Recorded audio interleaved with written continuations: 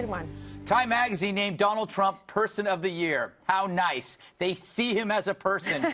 Usually he's just a stick of butter. I wonder if Mr. Trump sees it as a great honor. It's a great honor. It means a lot, especially me growing up reading Time Magazine, and it's a very important magazine, and I've been lucky enough to be on the cover many times this year, and last year. But I consider this a very, very great honor. Not so fast, Donald. Here's the article's opening graph. Quote, "We have named the person who had the greatest influence for better or worse." So which is it this year, better or worse? Nice setup. Why not paint an eye patch on him? Compare that treatment to this on People. Look at that. Aww. Or this. Remember that? Oh, yeah. I get it. Trump's nobody's nice guy. But what pick would they prefer? Sorry, Donald Trump won. Here's why. He became president not just against all odds, but by uprooting tradition. He's an historical first, exploiting social media, a bare-knuckled comic in an entertainment bubble. He did something many dreamt of trying, slaying the beast called political correctness. He jammed the left-wing weaponry. Charges of racism, intolerance, sexism, hate, they stopped working. Trump said to his accusers, "So what? Come and get me." And when they did, he already had millions of Americans behind him. Trump attracted so many people who were either victims of PC malice or just sick of hearing about it. 2016 saw more than the birth of a rare politician, but the death of identity politics. The pendulum swing from phobias over pronouns to jobs, migration policies, and Mr. Obama's unspeakable fear, radical Islam. It was about turning outward instead of inward, country, not campus. Maybe others could have done it, but Donald Trump did. Yeah, he said some crazy stuff, but that's the risk we're willing to take in 2016. In the next 4 years, we'll find out if it's worth it. You know, KG, yeah. I'm kind of sad that he didn't get Person of the Year because the tweets would have been great. Oh, my goodness gracious. Look, I mean, he's the one, isn't he? I mean, it's kind of obvious. It'd be a total diss if you picked anybody else. It's really true, to be honest, because it is the most miraculous thing that's happened in politics. He's definitely rewritten all the rule books about how to win in politics, about how to use social media, about how to go around the press and get it done yourself. He figured out a way to scale the media wall that usually that barricades in the Dana Farina cheese grater, and get around it and reach the people themselves directly. He took his case directly to the American voter, and they loved it. Eric, I'm surprised they didn't name President Obama for the third time. They tried to. And the runner-up was Hillary Clinton. Yes. So if they're going to make her the runner-up, he had to be the winner. Funny that the editors said, and she was on the Today Show right before Donald Trump spoke on the Today Show, she said never did they have a more unanimous vote than this time that Donald Trump was going to be the Person of the Year. But then she went on to say never have they been more split on whether it was going to be good or a good thing or a bad thing. I thought that was interesting. But look, everything Kimberly said is 100% right. He flipped the script on D.C. He turned the deplorables, he gave the deplorables a voice, and a voice they haven't had. And what you had said, he crushed PC, and I love that idea. He got rid of gender politics, at least for now. But think about this. He won where no one thought he could win. He won in Pennsylvania. He won in Michigan. He won in Wisconsin. North Carolina. He won white women by 9% when people were saying he can't win with women. Granted, white women, I get it. Hispanics, 28%. I mean, people were saying he can't win Hispanics. 28%. That's a great number. African Americans. He got 8% or 9% of African Americans, and that mirrors what Romney and McCain did combined. So, look, the guy changed politics, and you guys keep pointing this out. 200 counties that President Barack Obama won, he was able to take this time. Things that have been normal in politics for 250 years or 245 years, whatever it is, change is coming. Yeah. Dana, one of the other reasons, his frank assessment of radical Islam. You could argue that his prescription may be off. You could argue about that. But his diagnosis was real and sincere. And I think even Democrats and liberals admit that at this point, that, like, you know what, maybe if our side had just been honest about this, we might have had a chance. Having a clear-eyed, being very clear-eyed about the threat, right, and being willing to say it. Yeah. Because there is a hesitation. I know that, I am a person who is fearful of offending people. maybe I shouldn't be, but No. I actually just kind of am. I always have been. The other thing about this, in terms of that opening graph of how they have the cover, it's a really nice cover too. They didn't do as like some sort of like crazy picture of him. Like it's a really nice portrait, but the opening graph suggests that maybe it's not such a good thing, as Eric's pointing out. They're divided about that.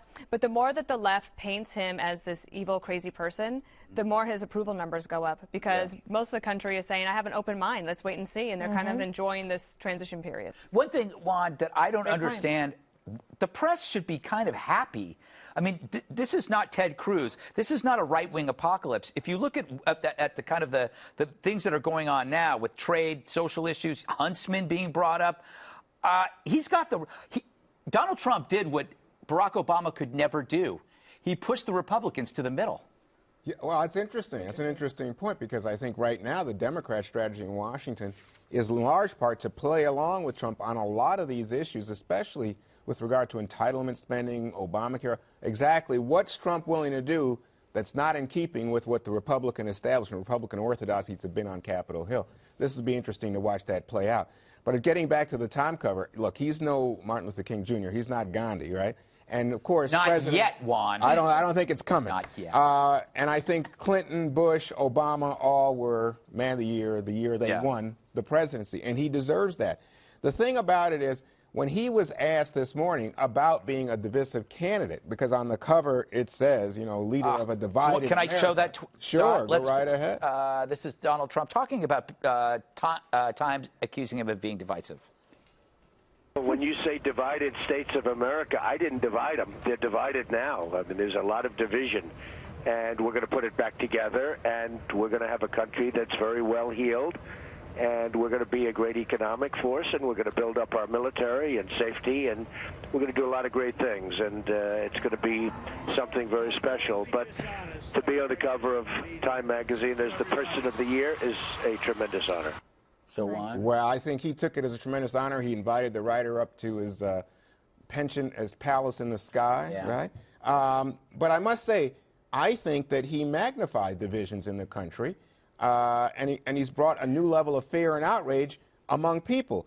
I mean, when you think of the whole issue that you raised, which was he blew apart political correctness. Yes. The other side of blowing it apart is, I think you have seen the degrading of civility, the degrading of... That's the risk, though, but it was about time, because nobody had ever shown up to do that. Oh, I don't think that's true. And he didn't start it. Oh, I think that he exaggerated the divisions within the society. You mean exacerbated? And I think exaggerated too. I mean, exacerbate is fine, but I think he exaggerated them, because I don't think America is as dark and fearful a place as the one he presented. Unless you step out in line. Like, if you work at Fox News, you know how divisive the media can be when you have organizations coming after you. And who was more divisive in the last month of leading up to the election than Hillary Clinton? She had no policy. All she had was, he's terrible. Here's why you shouldn't vote for him. He's being backed by this group. They're deplorable. They're racist. They're sexist. They're misogynist. They're Islamophobic. They're isms. Irredeemable.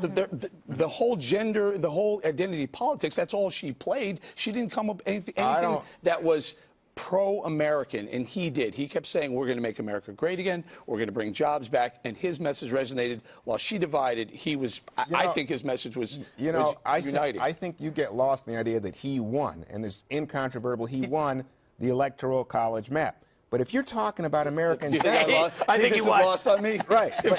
But when you're talking about her and the popular vote, she won not close. She won by a lot. Can I quote a friend of mine, though? So when you talk... No, let me finish responding to you. You say, oh, she didn't have a message. She did have a message, apparently. Yeah. 2.5 million more Americans than Donald Trump agreed with her. A two-coast message. She just forgot about the rest of the It's like New York counties, because it's a highly populous area. Can I just address this? Tyrus, who's a professional wrestler, said it best. It's like saying you won the game because you got the most yards. It's about the most points, not the most yards. And that's what the votes were. You got the most yards, but you didn't score the most. Kimberly. Whether it's passing yards or rushing yards. Yes. Thank you very much. Kicking All right, so... No, there's no kicking yards. Okay. Sorry, almost obeyed. I'm kidding, I knew that. Stick to the cheese grater. Well, I like it. Okay. Okay, let me say something. Sure. All right, so he didn't create the divide, and right when we were listening to that, and Dana had said it and echoed it and said that flat out, the divide was already here. We have been watching, we have been talking about, we have been reporting on the divide that has been going on across this country. But he found a way to bridge the divide, to be able to talk to people, to reach out for those that felt that they were forgotten, those Americans that are hardworking, that make up the fabric of this society, and the people that are saying, wait, has anybody listened to us in so long? Some of the same people that thought there was going to be hope and change with Barack Obama and felt they got shortchanged were ready in the first in line to get paid by Trump. Well, I think there are people who feel, you know what, we are left behind, forgotten, and they feel as if Trump, in fact, demonized them in order to get going. Let me do, before we finish. Can I just do, no, because I want to get to Dana, because I think that this whole division thing is somewhat exaggerated by the fact that you have two factions. You have two parties.